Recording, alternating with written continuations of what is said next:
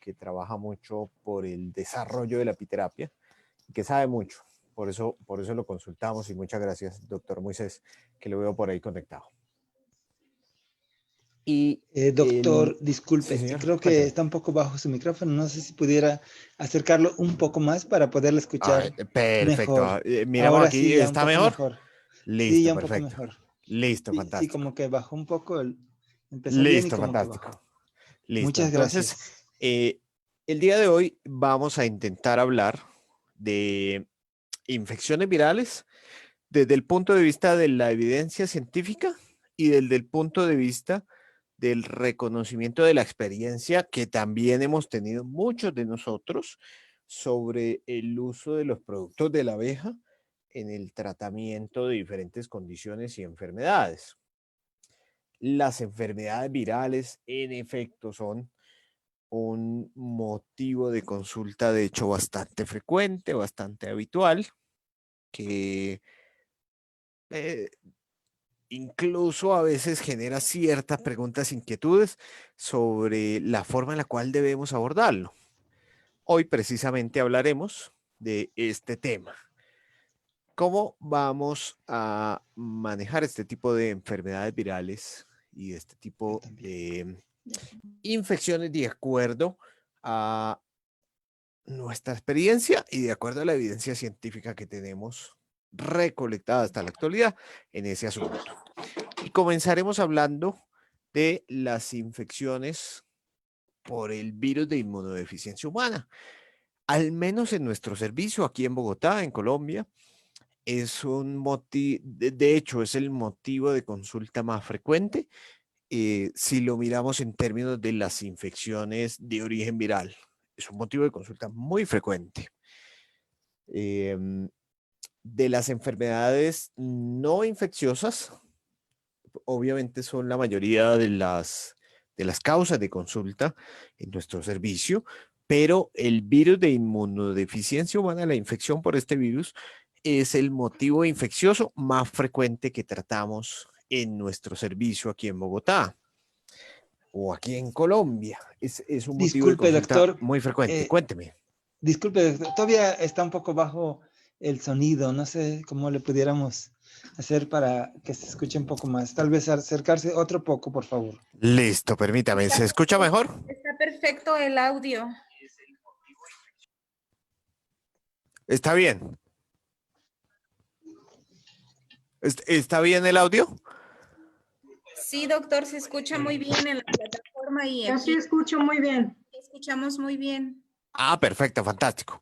Entonces vamos a comenzar hablando sobre la infección por el virus de inmunodeficiencia humana, el VIH, que es un motivo de consulta muy frecuente en términos de infecciones virales.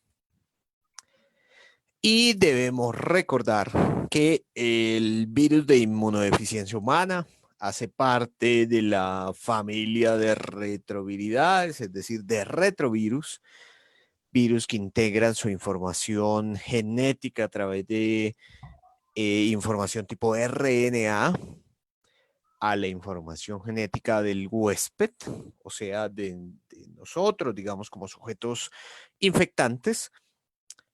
Y dentro de esos tenemos al menos otros dos grupos de infecciones diferentes.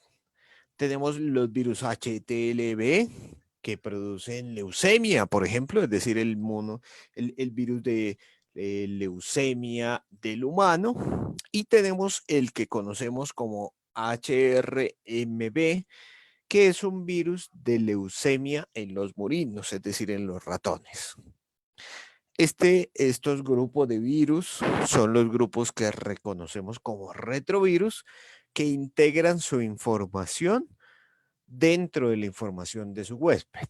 Es decir, cuando un ser humano ha sido infectado por estos virus, tendremos una integración de la información del virus dentro de nuestros genes.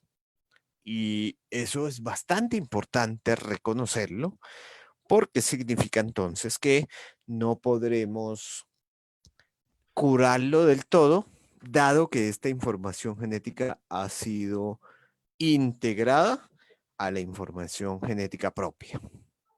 es un virus de ARN, es decir, no es ADN como la información genética que tenemos los seres humanos.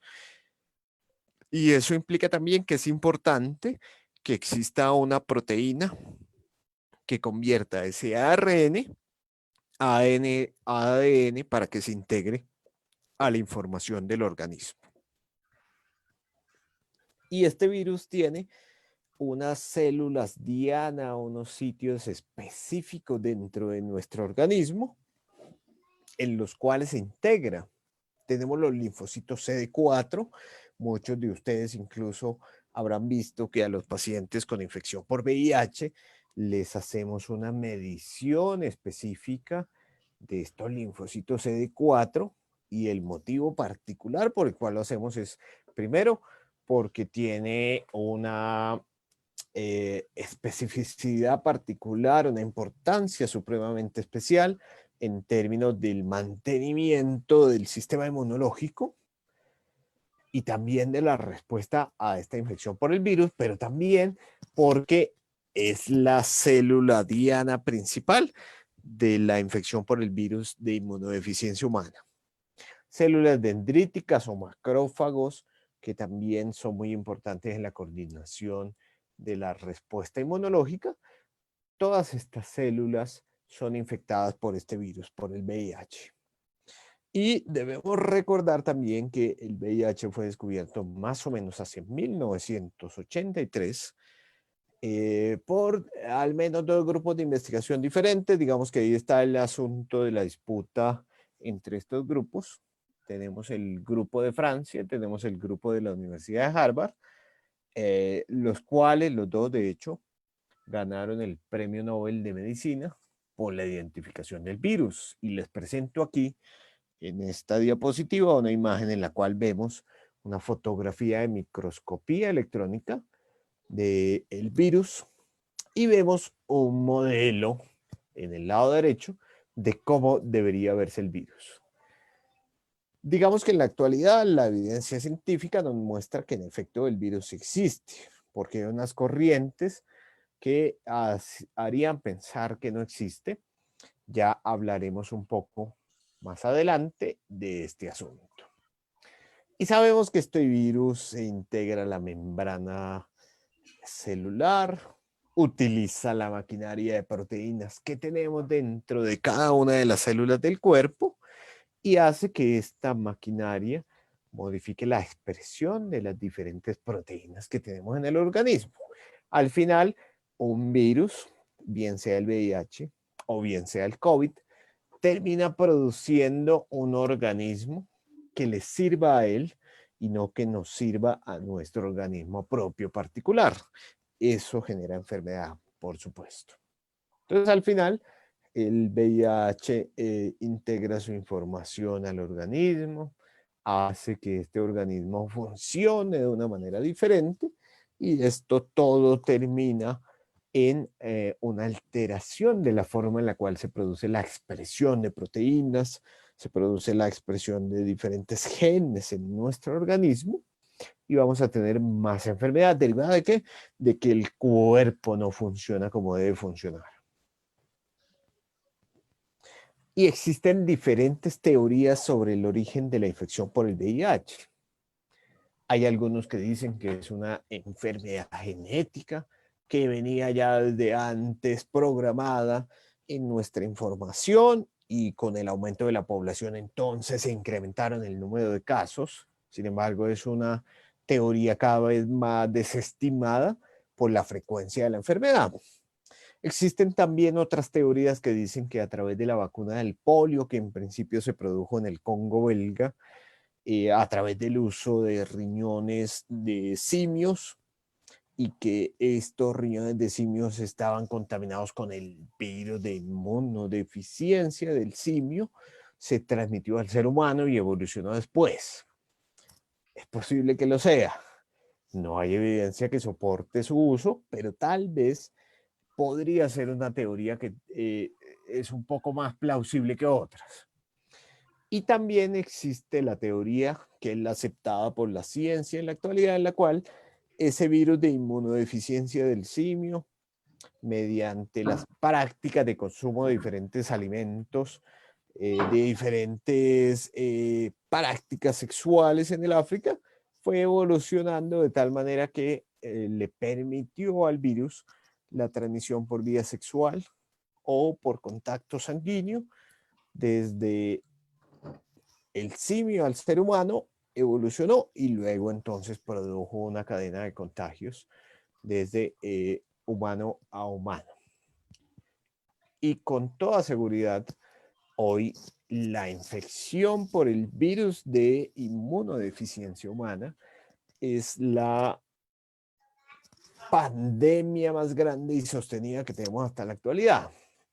Tenemos coronavirus hace 6 meses, pero sabemos que el VIH de hecho ha sido una pandemia mucho más sostenida en el tiempo, mucho más grave incluso, mucho más mortal, al menos en todos los años que se ha sostenido. Y existen, al menos en términos del VIH, 3 vías de transmisión muy importantes.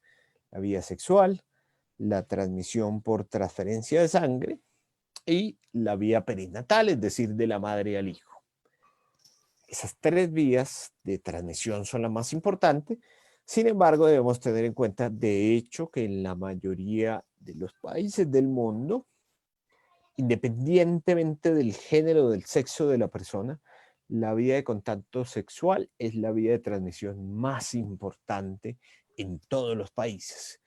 Se transmite más por vía sexual que por transferencias de sangre o transfusiones de sangre o que de madre a hijo. En todos los países del mundo ocurre de forma similar. Y en el mapa epidemiológico sabemos que existen algunos países que tienen una mayor frecuencia de la enfermedad que otros. Así como nos ocurre hoy con el COVID, ocurre también con el VIH, que es una enfermedad, una infección muy importante en términos de su entendimiento.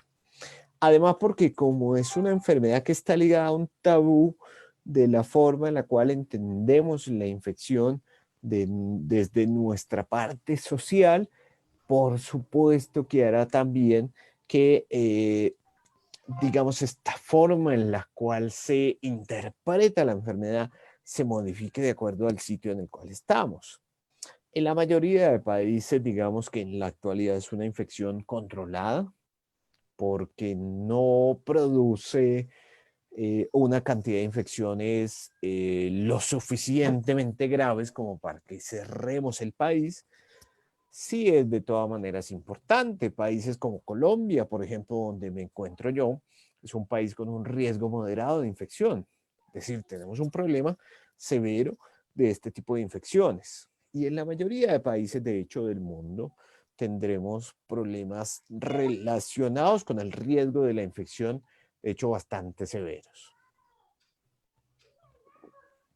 Y la prevalencia de las muertes y la prevalencia de la infección ha evolucionado en el tiempo, por fortuna para todos nosotros, hacia la disminución, menos mal. Pero todavía hay muchas infecciones por VIH en todos los países del mundo. Digamos que tuvimos en su momento el pico y ese pico de infecciones duró de hecho bastantes años, como una década.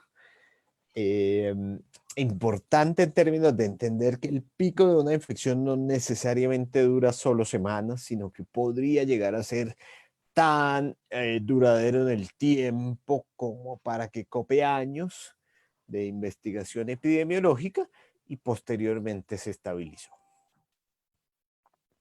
Y en su evolución genética, el virus de inmunodeficiencia humana ha tenido varias modificaciones, 2 muy importantes, que son las que medimos en laboratorio. Sabemos que existen 2 grandes grupos, el VIH-1 y el VIH-2. Cuando mandamos pruebas de laboratorio para la investigación de este virus, de hecho, uno la manda o hágame una Western blot para el VIH-1 o hágame un Western blot para el VIH-2 o hágame para las 2. Suele ocurrir que sea necesario, indispensable incluso, la investigación de los 2. Lo que sabemos en el mundo moderno, de hecho, es que El VIH-1 es el más extendido en la mayoría de los países del planeta. El VIH-2 no tanto, digamos que es más poco. Y por eso, en términos generales, la mayoría de médicos, cuando indican una evaluación diagnóstica del VIH, lo hacen sobre el VIH-1, porque es el más extendido en todo el planeta. Y el VIH digamos que expresa diferentes proteínas del organismo, de sus expresiones de proteínas que puede hacer en su organismo. Tiene unas proteínas transmembrana que le facilitan la entrada a la célula. Tiene una proteína súper importantísima que es la transcriptasa inversa, que le permite integrar su información genética a la célula del huésped. Y tiene otras dos, una integrasa, una RNasa, que le permite integrar toda su información a la célula que va a infectar. Es un virus muy complejo, de hecho. Es un virus que tiene la capacidad de fácilmente generar una gran infectividad en el organismo. Y precisamente por eso, después de 20 años, seguimos en un proceso de infección, digamos, bastante complejo, en una epidemia muy difícil de controlar, porque es un virus que se infecta de una manera bastante fácil a nuestro organismo. Y en términos generales es una infección que tiene una fase aguda, que no es detectable por los métodos de diagnóstico que tenemos en la actualidad. Es decir, una persona con una infección aguda del VIH no va a ser detectada por los métodos convencionales. Tenemos una fase crónica en la cual sí ya la podemos detectar porque tenemos una reducción del conteo de los linfocitos CD4. Tenemos un incremento de la carga viral que la hacemos a través de PCR, como lo hacemos también en el diagnóstico del coronavirus. Y después de eso, a algunas personas les aparece el síndrome de inmunodeficiencia humana, el SIDA, que manifiesta síntomas en la persona. Estas son las tres fases naturales, normales, digamos, dentro de la infección por el VIH. A mayor carga viral, menor conteo de linfocitos CD4, más carga viral, menos CD4. Digamos que tienen una relación en sus dimensiones más o menos lineales. Mayor carga viral, menos linfocitos CD4, siempre en general. Es decir, si tengo un paciente con linfocitos CD4 bajos, probablemente tendré una carga muy alta de virus de VIH en medición a través de los diferentes métodos en los cuales lo hacemos. Después de los 6 meses, más o menos aparecen anticuerpos, que los que se miden en la prueba ELISA. Por eso la prueba ELISA tiene una ventana inmunológica que dura más o menos entre 2 y 6 meses. Entonces, una persona con infección de menos de 6 meses, es posible que no la detecte nunca. ¿Por qué? Pues porque no ha producido los anticuerpos suficientemente importantes como para que sean detectados a través de esta prueba. En la fase aguda se presenta inflamación de los ganglios linfáticos, hay alteraciones del tejido linfoide, es decir, del sistema inmunológico en nuestro tejido intestinal. 2 de cada 10 son personas que no tienen síntomas, es decir, pasan de agache durante mucho tiempo sin que produzcan ningún tipo de manifestación clínica. Y esto es muy importante porque en el caso, por ejemplo, del COVID que estamos manejando en la actualidad, no son 2 de cada 10, sino 8 de cada 10. De hecho, en el COVID, lo más frecuente es que la mayoría de la población sea asintomática. 8 de cada 10 es muchísimo. Si reunimos 10 personas en un sitio, 8 de cada 10 no lo tienen. En el caso del VIH, 2 de cada 10 infectados no expresan síntomas, los otros 8 sí lo expresan. es decir, bastante.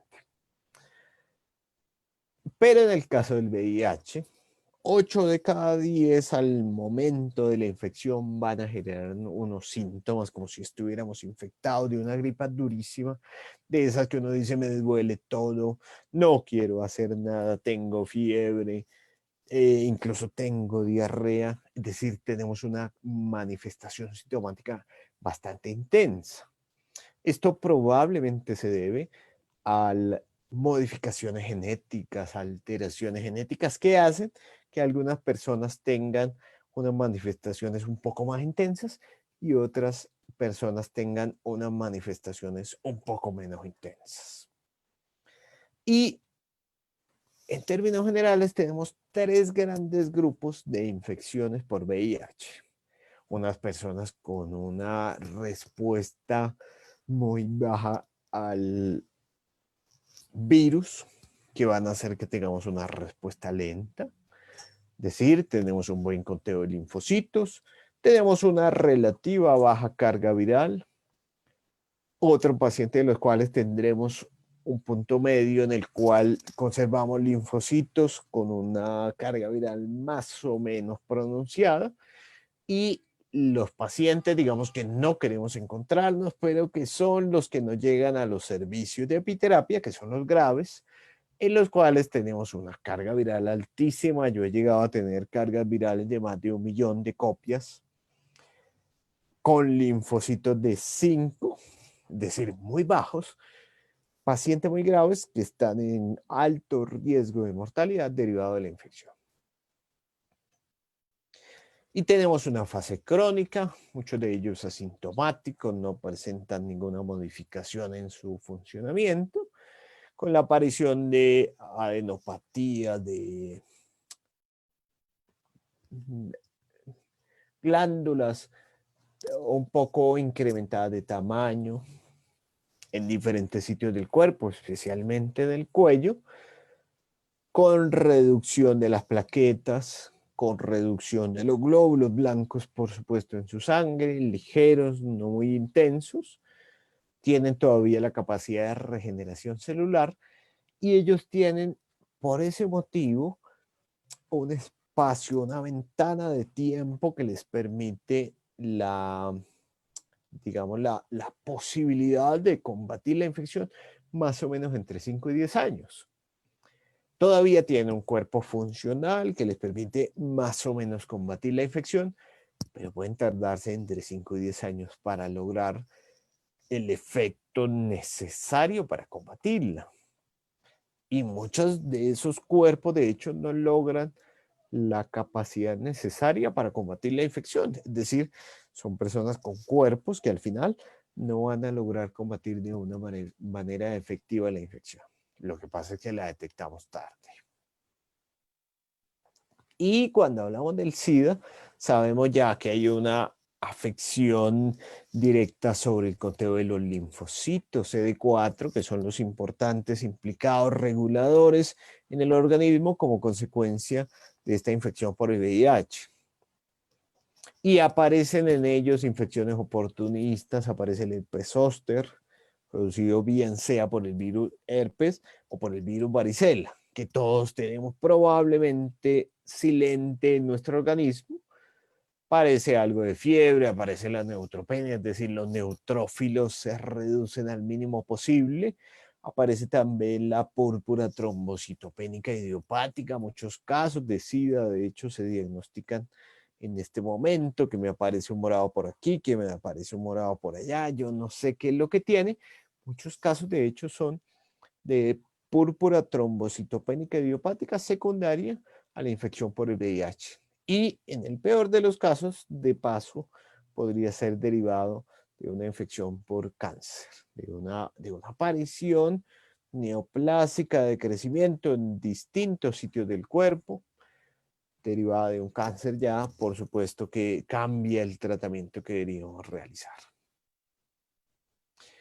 Hay pruebas diagnósticas, digamos que tenemos unas pruebas rápidas, por ejemplo, como la prueba ELISA, que se realiza en la mayoría de sitios del mundo, y esa nos permite detectar las personas que tienen más probabilidad de estar infectadas, Tenemos unas pruebas confirmatorias, que es como el Western blot, en los cuales detectamos proteínas específicas derivadas de la infección por el virus.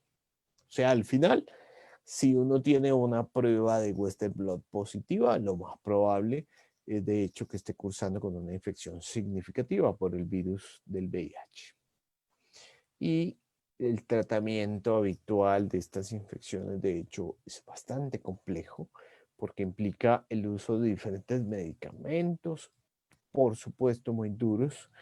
Mejoran, eso sí, el pronóstico, pero son medicamentos que nos van a producir daño en el funcionamiento mitocondrial, nos van a producir inflamación del hígado, nos van a producir alteraciones metabólicas, nos van a producir enfermedades renales.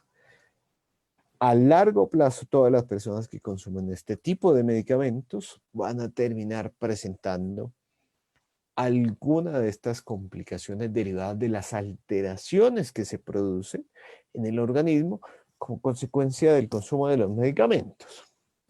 Esto no significa necesariamente que estemos diciendo que no hay que consumirlo. Lo que pasa es que estos medicamentos deben ser usados en su contexto global, con las otras alternativas terapéuticas que existen, de tal manera que reduzcamos al mínimo el riesgo de presentación de este tipo de eventos. Hay pacientes incluso que tienen infecciones tan severas en los cuales será necesario siempre que utilicemos este tipo de medicación. A veces es necesario.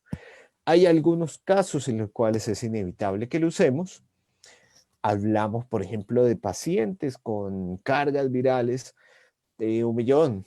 Por supuesto que hay que usarlo, porque no tendremos ni siquiera meses, sino semanas para recuperarlo. Entonces, hablamos de casos en los cuales habría que hacer una recuperación absoluta del cuerpo utilizando todas las herramientas terapéuticas.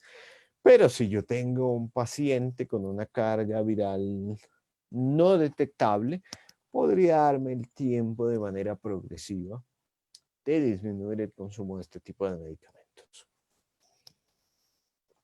Y la apiterapia, el uso de los productos de la abeja, nos va a permitir 4 objetivos fundamentales. Y esto sí casi que hay que aprendernos de memoria, porque a eso vamos en el tratamiento del VIH con apiterapia. Vamos a reducir la carga viral hasta hacerla indetectable, de hecho. Vamos a mejorar el conteo de los linfocitos CD4. Entre más CD4 tengamos, mejores desenlaces vamos a tener en el paciente.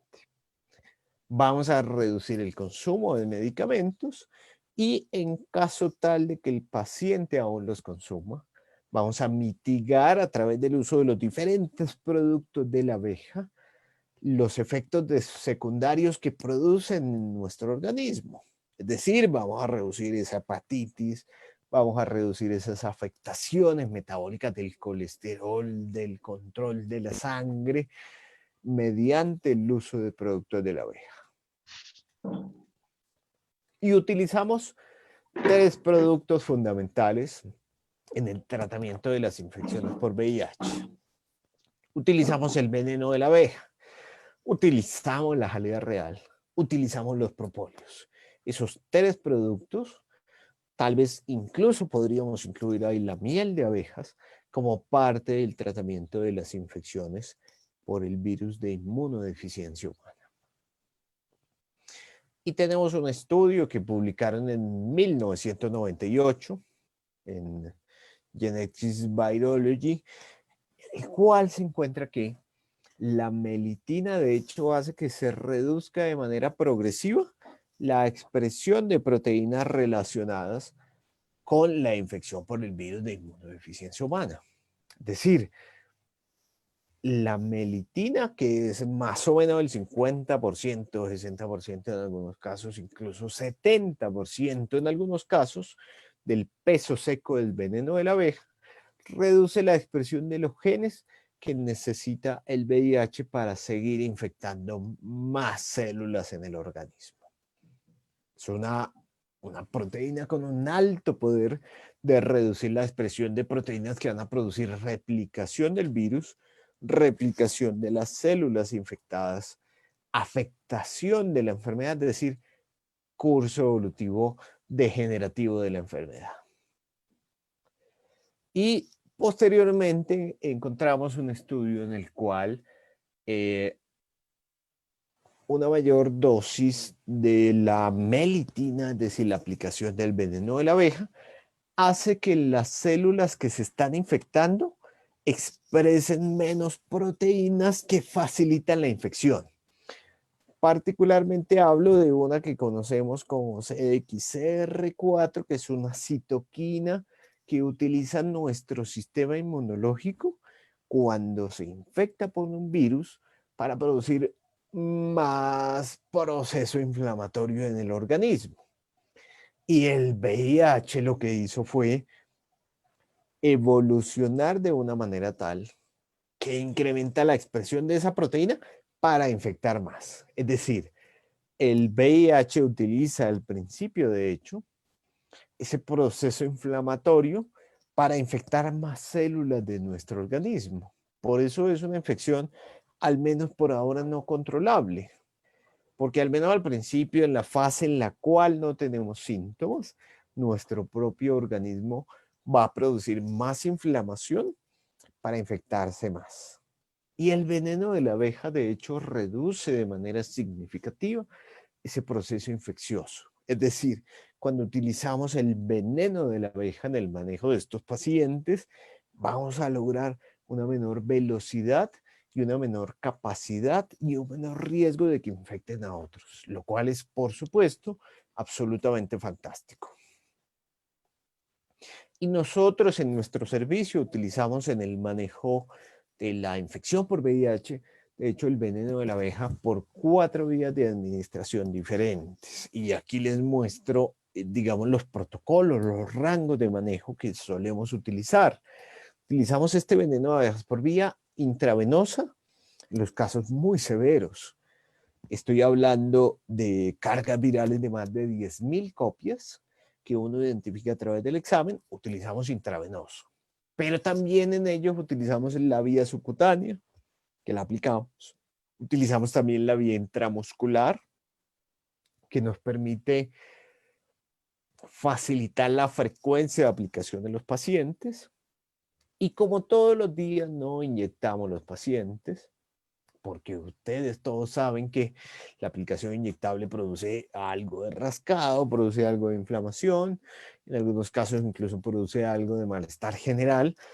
Utilizamos la vía oral, que nos permite mantener esos niveles en sangre sostenidos en el tiempo, de tal manera que mejoramos la adherencia y optimizamos la efectividad del tratamiento.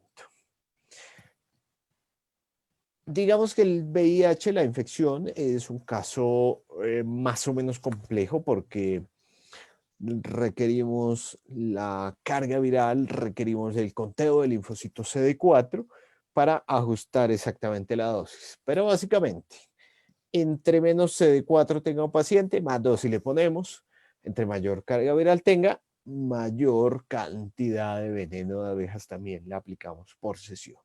Y aumentamos incluso su frecuencia. Los propóleos también han mostrado ser muy útiles en los casos de infecciones por VIH.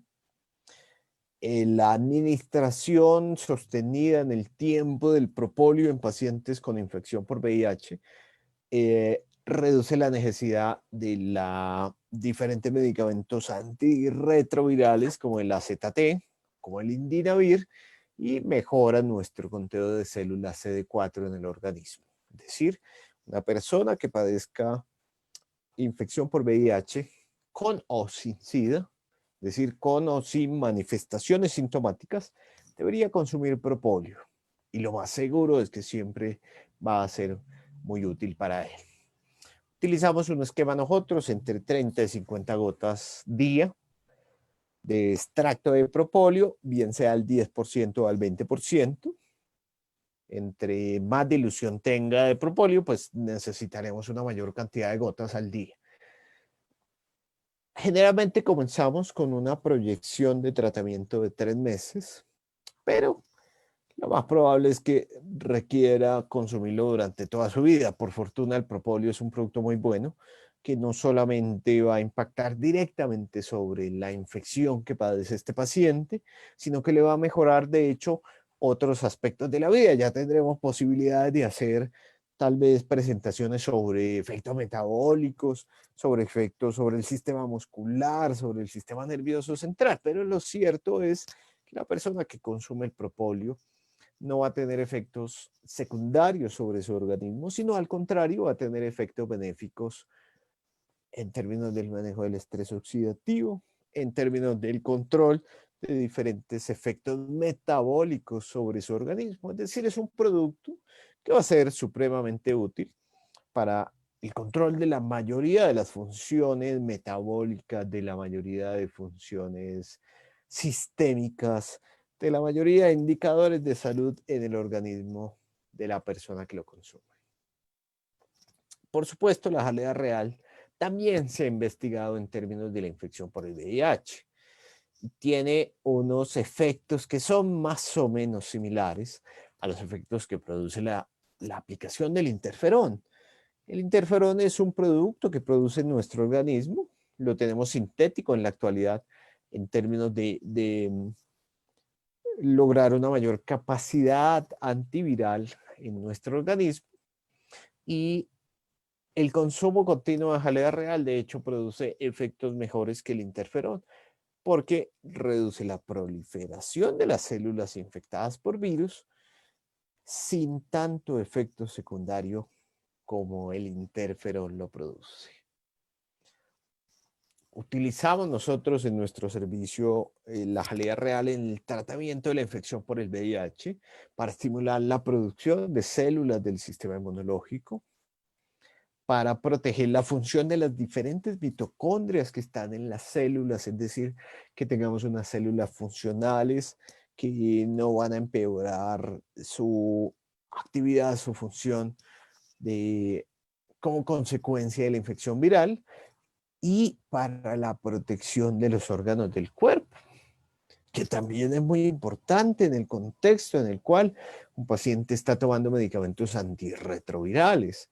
Muchos pacientes, de hecho, a largo plazo que consumen antirretrovirales presentan complicaciones derivadas de los efectos secundarios de estos medicamentos en el cuerpo, más que por la infección en sí. Claro, porque el medicamento ha permitido el control de la infección, pero produce un efecto negativo en el organismo. Por eso utilizamos la jalea real con estas 3 funciones. Estimulamos el sistema inmunológico, protegemos la fusión de las mitocondrias en el organismo, protegemos estos diferentes órganos que eventualmente podrían dañarse mediante el consumo de este producto. Y presentamos aquí una serie de pacientes en los cuales ya tenemos 15 con una clasificación B2 a B3, VIH, con una evolución de entre 1 y 3 años. Hicimos un manejo, se hizo un manejo farmacológico previo con 4 medicamentos distintos antirretrovirales que produjeron efectos, por supuesto, negativos en el organismo de las personas. Y utilizamos este esquema de tratamiento en el cual combinamos el veneno de abejas por vía intravenosa, que es supremamente útil en este tipo de infecciones. Ocasionalmente utilizamos también aplicaciones intramusculares y subcutáneas dentro del esquema de manejo de estos pacientes. Combinamos con miel con jalea real, utilizamos también el extracto de propóleo por vía oral, por supuesto también, dentro del tratamiento de estos pacientes. Teniendo en cuenta que todos estos productos utilizados tienen efectos antivirales y van a permitir también estimular de manera significativa la función de nuestro sistema inmunológico. Y vemos aquí en esta diapositiva cómo de manera progresiva en el tiempo mejoramos el conteo de los linfocitos CD4.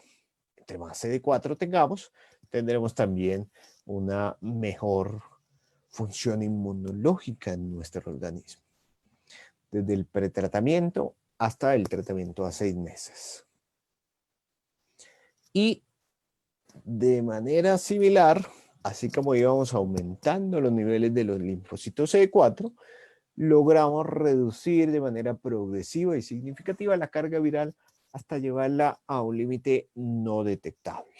De hecho, en nuestro servicio, nuestro éxito terapéutico se mide con la indetectabilidad de la prueba de la carga viral.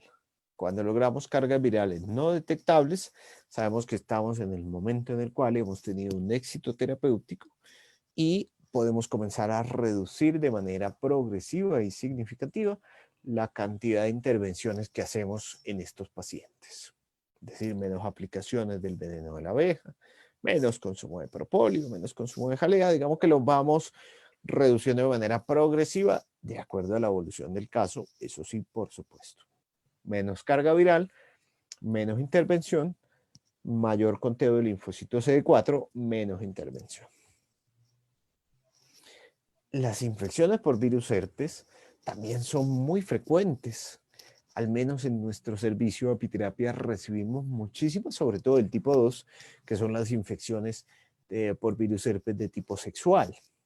El virus herpes es un virus de ADN de doble cadena, un poco distinto al virus del VIH, que es ARN.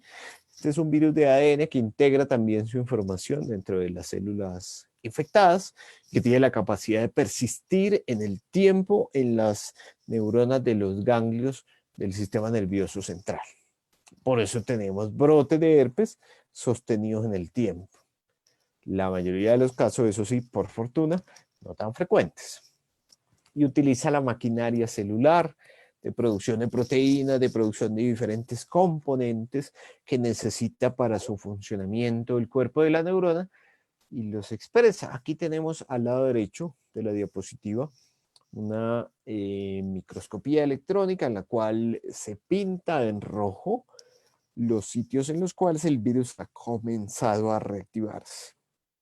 Las personas que han tenido herpes labial, las personas que han tenido herpes genital, las personas que han tenido infección por varicela, tienen estos virus silentes en su organismo.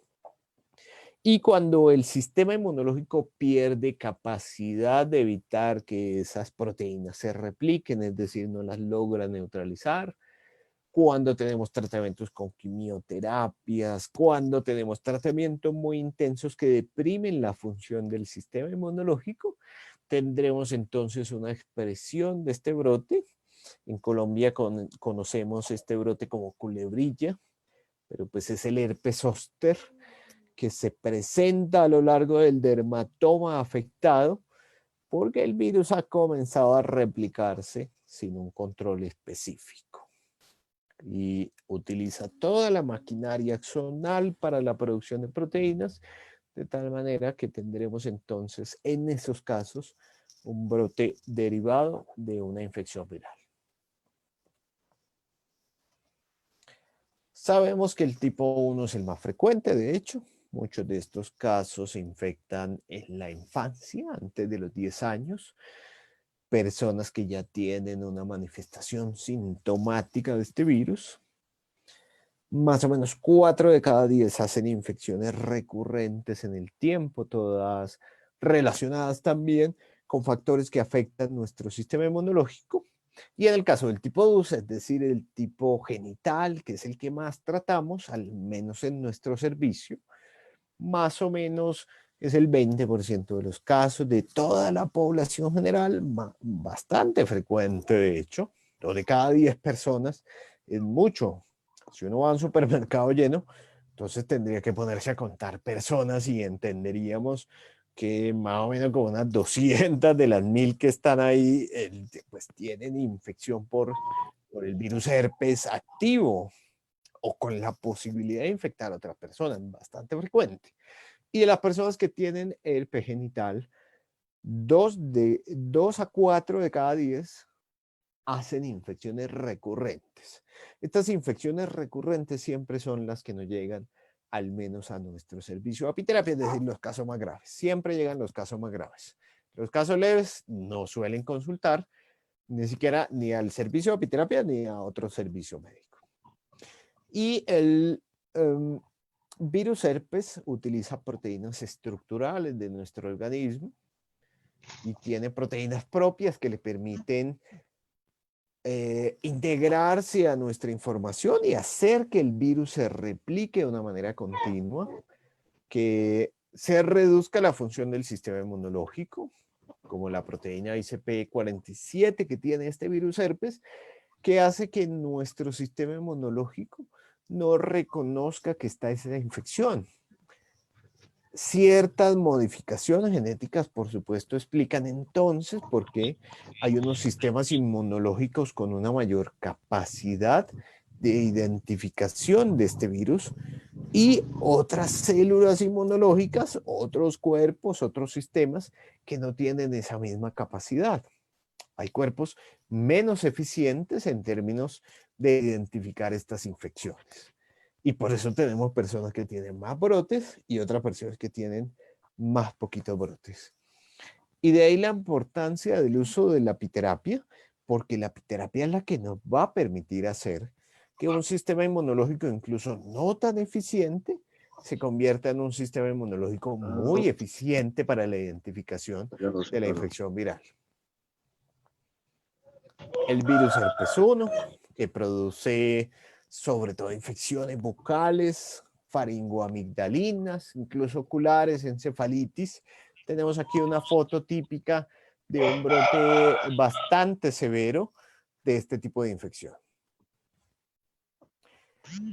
Y sabemos, bueno, no les presento la foto porque nadie dio autorización de poder poner una foto de una infección genital, pero sabemos que el virus herpes 2 nos va a producir una infección en los órganos sexuales de nuestro organismo, con una gran sintomatología, con una afectación sostenida en el tiempo, que puede durar hasta 20 días en la mayoría, digamos, en los casos muy severos, y muchos de estos casos son asintomáticos. Personas con sistemas inmunológicos muy eficientes van a producir infecciones asintomáticas en la mayoría de los casos. El tratamiento habitual utiliza diferentes tipos de agentes antivirales, como el aciclovir o el valaciclovir, que disminuyen la eficiencia del virus de expresar sus proteínas. Pero pues obviamente estos son medicamentos todos que tienen unos efectos secundarios bastante negativos sobre nuestro organismo. Y al final, con el uso de la apiterapia, vamos a buscar de hecho los mismos objetivos que logramos con el uso de estos medicamentos que producen tanto efecto negativo en el organismo. Y son dos muy importantes, que buscamos que el síntoma sea menos intenso y menos duradero en el tiempo. Si uno tiene un herpes labial, por supuesto que lo que querrá es que no duela tanto y que si aparece, que dure más poquito. Ese es el objetivo del uso de la apiterapia. Y también buscamos que tengamos una menor expresión de estos síntomas en el tiempo, por supuesto. Porque entre más tiempo se encuentren en nuestro organismo, entre más veces aparezcan en el tiempo, pues menos calidad de vida vamos a tener. Y nosotros solemos usar 4 productos básicos: el veneno de la abeja, la jalea real, los propóleos y la miel de abejas. Todos productos con efectos antivirales supremamente importantes en el contexto del entendimiento de la infección por el virus herpes. Reduce la replicación del virus, mejoran los síntomas, nos contribuyen al control de los procesos inflamatorios que ocurren alrededor de la lesión, también mejoran los procesos de cicatrización en el organismo. En el caso de las infecciones genitales, utilizamos siempre aplicaciones inyectables, bien sea intravenosas, intramusculares o subcutáneas, y utilizamos también el veneno de la abeja por vía oral, que nos va a permitir no necesitar una inyección continua sostenida en el tiempo, sino que vamos a poder tener ciertos intervalos para la aplicación de este procedimiento inyectable. Existe un ensayo clínico que mostró que el uso del propóleo en las lesiones por infección del virus herpes reduce de manera significativa su tiempo de expresión sintomática y reduce incluso las copias virales que se identifican a través de estas lesiones. El propóleo, y estoy seguro que la mayoría de quienes están escuchando esta presentación, es un producto que permite mejorar muy rápido ese tipo de lesiones del virus herpes, que tal vez es de las más simples que podemos encontrar. Nosotros utilizamos un esquema que combina el consumo oral para personas que tienen o no un brote activo en el cuerpo de este virus. También utilizamos una aplicación tópica directa, bien sea a través de la aplicación de un hisopo, bien sea a través de la aplicación de un spray en el sitio de la infección durante bastante tiempo. Aquí ponemos 3 meses, básicamente porque la mayoría de los casos que atendemos, todos son pacientes con recurrencia sintomática, con recurrencia de la infección en el tiempo, es decir, casos más complejos. Por supuesto, si uno está ante un paciente que tiene una infección por virus herpes, bien sea genital o bien sea labial, por primera vez, pues podríamos hacer una aplicación que no dure 3 meses, sino tal vez un solo mes. De acuerdo a la evolución en el tiempo, tendremos una mejor posibilidad de manejar sus síntomas y de evitar la recurrencia de la infección. Utilizamos también la jalea real, que tiene, por supuesto, propiedades sobre la función mitocondrial de las diferentes células infectadas en nuestro organismo y también sobre el sistema inmunológico, de tal manera que pueda tener una actividad lo suficientemente activa como para evitar la aparición de síntomas y como para evitar el incremento sintomático, la recurrencia, y prolongar mucho más en el tiempo este tipo de recurrencia negativas en el organismo.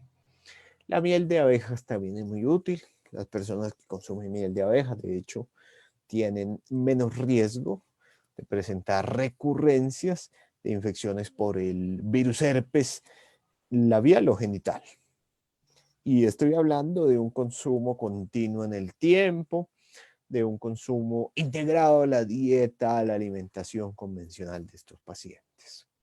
Nosotros lo utilizamos por 2 meses al menos en los pacientes que tienen recurrencia significativa de la infección, pero por supuesto que el objetivo es lograr que integren la miel de abejas como una parte normal de su dieta, como tomarse uno el café aquí en Colombia, por ejemplo, en muchos países de Latinoamérica, que todos tomamos café o una bebida con maíz, que es muy habitual. Asimismo, debería ocurrir con la miel de abejas en el contexto de una persona que tiene riesgo de reactivación del virus herpes. Y en toda la persona, de hecho, porque va a generar muchísimos efectos positivos. Tenemos aquí una serie de pacientes, 32, todos con herpes genital recurrente, es decir, hablamos de casos un poquito más complejos. Todos ellos ya habían tenido ciclo de manejo con aciclovir y valaciclovir durante más de un año y a pesar del tratamiento con este medicamento, seguía siendo persistente esa infección por el virus herpes. Es decir, era un tratamiento no infectivo, todos ellos eran de hecho bastante jóvenes. Utilizamos este esquema de tratamiento en el cual combinamos aplicación inyectable del veneno de la abeja por vía intravenosa. Ocasionalmente pusimos también aplicaciones subcutáneas, perilesionales, obviamente no directo sobre la lesión porque iba a generar muchísimos síntomas derivados de su aplicación. Utilizamos combinación de miel con jalea real. Utilizamos también extracto de propóleo como parte del tratamiento. Todos, por supuesto, productos antivirales. Y aquí mostramos, por ejemplo, cómo nos fue a 6 meses. Logramos reducir la percepción negativa que presentaban estos síntomas en el organismo. del 100%, por supuesto, porque nos consultaron, de hecho, porque ya estaban absolutamente aburridos de estos síntomas y de la ineficacia del tratamiento que tenían. De manera progresiva fuimos reduciendo esa percepción negativa de estos síntomas hasta llegar a 2 de cada 10, es decir, 2 pacientes de cada 10 terminaron todavía con una percepción negativa de los síntomas. También logramos reducir de manera significativa, ahí viene algo paradójico y ya hablaremos de ello, y es que los pacientes con recurrencia a 6 meses lo llevamos a 0%. Sin embargo, teníamos 2 de cada 10 todavía con síntomas que eran negativos para su calidad de vida en términos generales. Y lo que encontramos es que, de hecho, 2 de cada 10 pacientes terminaban todavía con algunos problemas emocionales. Por eso la importancia de la integralidad del tratamiento que hacemos.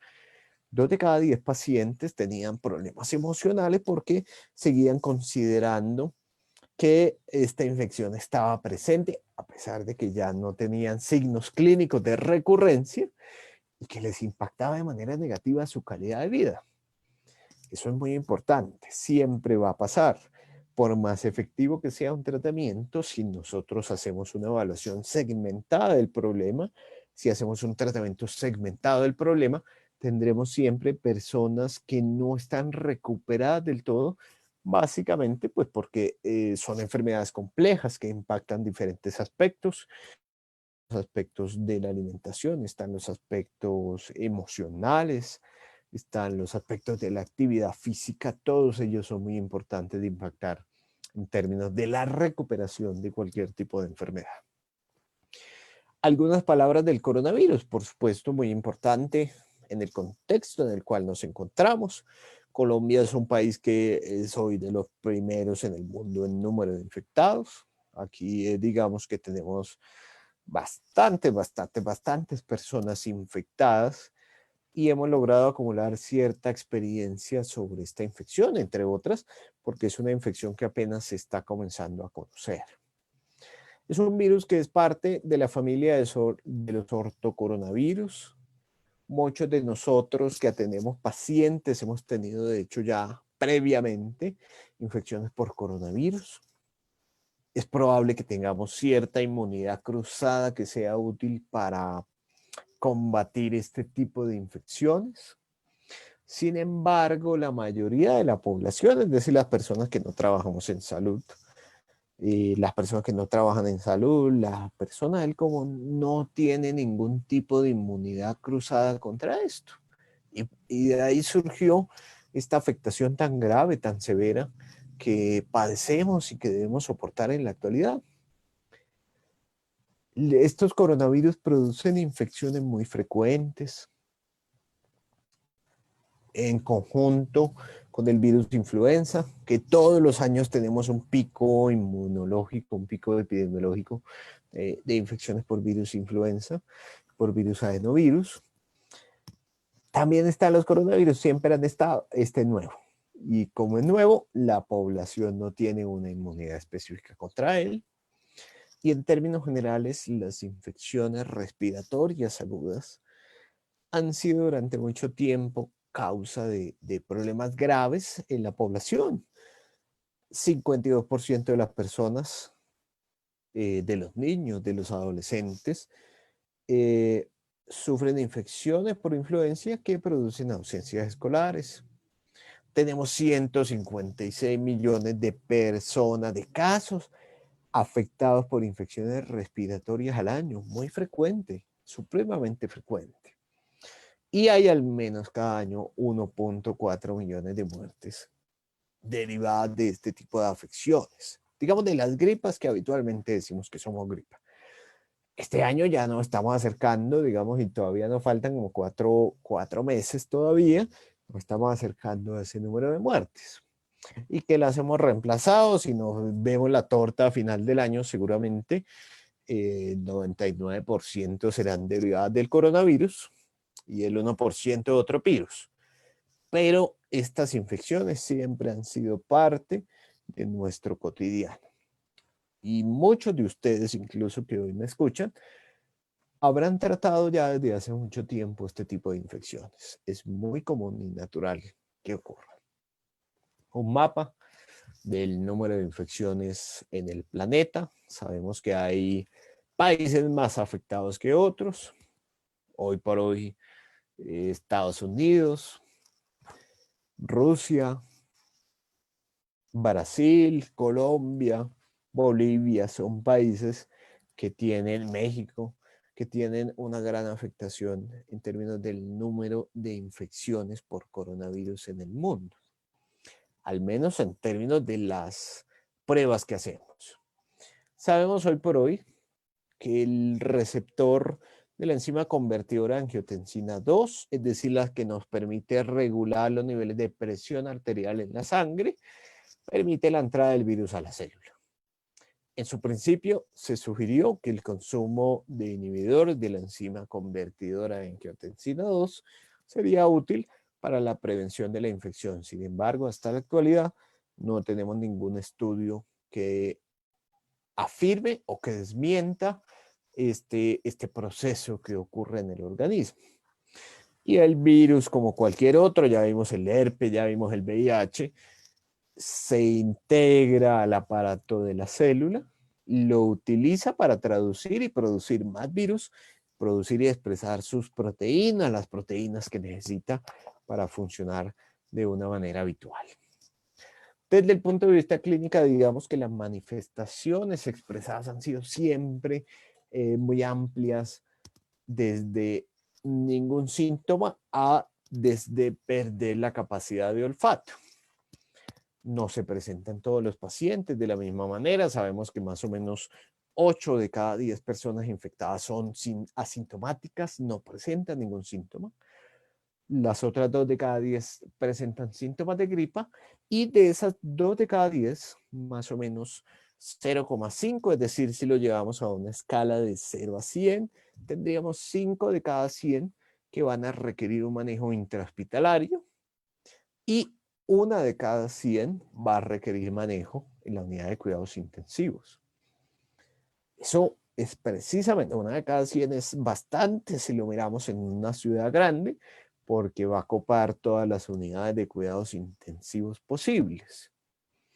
Y sabemos además que estas personas que se enferman muy gravemente expresan fenómenos de autoinmunidad, hacen en algunos casos neumonías virales, sobre todo en las personas inmunocomprometidas, y también hacen una expresión de síntomas derivados de una tormenta de citoquinas muy intensa en el organismo. Es decir, las personas que producen enfermedades más graves en el cuerpo, generalmente 2 de cada 3 hacen fenómenos relacionados con la autoinmunidad, con la falta de regulación del cuerpo en términos de producir la respuesta que siempre hacemos ante todo. Es un problema, de hecho, bastante complejo. Pero eso mismo explica la utilidad de los productos de la abeja en el tratamiento de la infección por el coronavirus. Utilizamos los productos de la abeja para el control de los síntomas de la enfermedad y para prevenir y manejar las diferentes complicaciones que eventualmente pueden presentarse en los pacientes. Tormenta de citoquinas, fenómenos relacionados con la autoinmunidad, infección o neumonía viral directa. 4 productos, los mismos que hemos mencionado previamente: el veneno de la abeja, la jalea real, los propóleos, la miel de abejas. Todos productos con grandes propiedades en términos antivirales y en términos del control del proceso inflamatorio de la respuesta inmunológica que produce nuestro organismo. Van a reducir la replicación viral, van a reducir la capacidad que tiene el virus en términos de penetrar diferentes células en nuestro organismo, y van a facilitar que nuestro sistema inmunológico se regule, que tenga una mejor respuesta, que evite respuestas exageradas en el organismo, como la tormenta de citoquinas. Por eso lo utilizamos en infecciones por coronavirus. Además porque son estos los fenómenos que van a producir más efectos negativos en nuestro organismo. Y utilizamos el veneno de abejas inyectable, intravenoso, subcutáneo, intramuscular y también por vía oral, todo buscando que tengamos una menor expresión del virus y que regulemos de una manera más adecuada el sistema inmunológico. De hecho, este mismo mecanismo actúa, digamos, entre comillas, en la misma lógica de la hidroxicloroquina, que ya sabemos que no funciona, pero digamos que actúa en la misma lógica de evitar que el sistema inmunológico se regule de una manera negativa, se regule de una manera inadecuada, y al contrario, tengamos una respuesta funcional bastante buena ante el virus. Muchos casos de neumonías virales terminan en la muerte sencillamente porque tenemos una respuesta exagerada sobre el sistema inmunológico de tal manera que impide el funcionamiento adecuado, la regulación adecuada de este sistema. Utilizamos también propóleo, extracto de propóleo en esta cantidad, 30 a 50 gotas de extracto de propóleo al 10%, que nos facilita la modulación de estos efectos que necesitamos en el organismo. Igual la jalea real.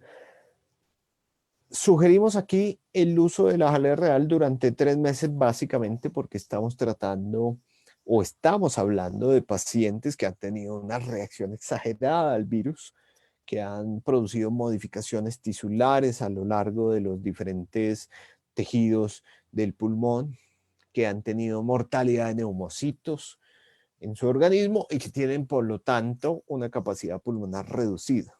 Seguramente en una persona sin una intensidad sintomática tan grave, requeriríamos probablemente menos tiempo de consumo de la jalea real, aunque como siempre decimos, es mejor que la persona consuma este producto como si fuera un alimento habitual en su dieta, es decir, que lo consuma a lo largo del tiempo.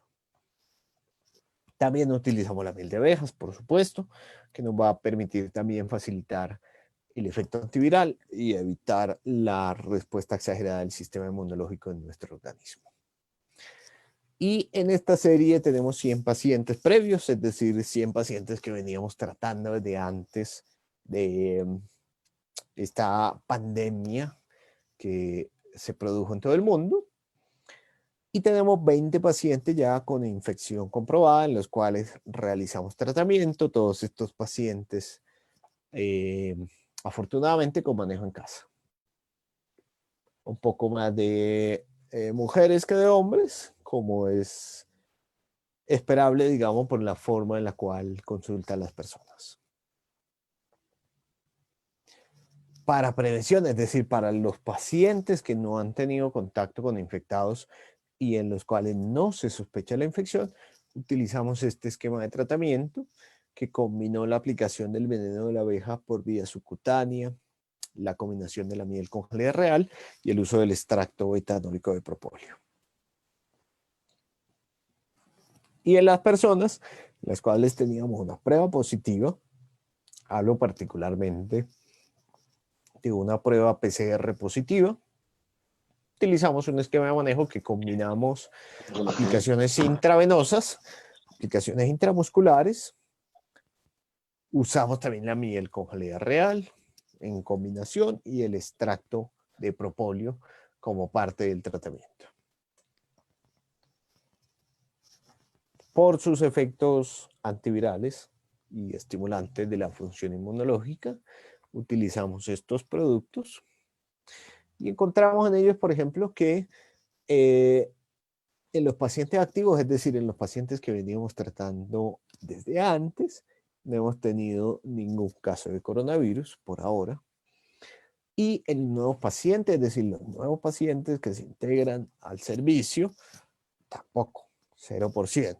Digamos que de los pacientes nuevos que consumen de manera continua el tratamiento de apiterapia, en ninguno de estos casos hemos tenido infecciones por coronavirus activas.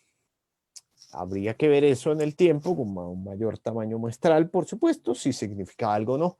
Pero digamos que por ahora es un signo significativo del efecto de los productos de la abeja en términos de prevención. Y también debemos decir que 5 de cada 100 pacientes, es decir, el 5% de esos pacientes que tenían infección por coronavirus, requirieron un manejo intrahospitalario. El 100% de la actualidad están recuperados. Todos también pacientes que tratábamos previamente mediante epiterapia y en los cuales logramos entonces, al menos por ahora, una tasa de mortalidad baja, es decir, del 0%. Esto, por supuesto, nuevamente merece obviamente una revisión de los tamaños muestrales, de la metodología de recolección de la información, pues para que sea una información publicable, pero así vamos nosotros en nuestro servicio en términos del tratamiento de estos pacientes con infección por coronavirus. Y podríamos entonces al final reconocer que los productos de la abeja tienen efectos antivirales directos y muy importantes, que tienen propiedades para el tratamiento de infecciones que son comunes en el tratamiento de la mayoría de los servicios de apiterapia, que impactan directamente sobre los desenlaces gruesos que necesitamos impactar en estos pacientes, como la carga viral, como el tiempo de expresión sintomática, sobre el consumo de medicamentos en estos pacientes. Y por supuesto, en algunos casos requerimos de un poco más de investigación, de la recolección de más información sobre estos pacientes, por supuesto, incluso en algunos casos sobre comparación con otro tipo de tratamientos para que tengamos una mayor certeza sobre la forma en la cual el tratamiento de apiterapia va a impactar de manera directa en este tipo de infecciones. Muchas gracias a todos por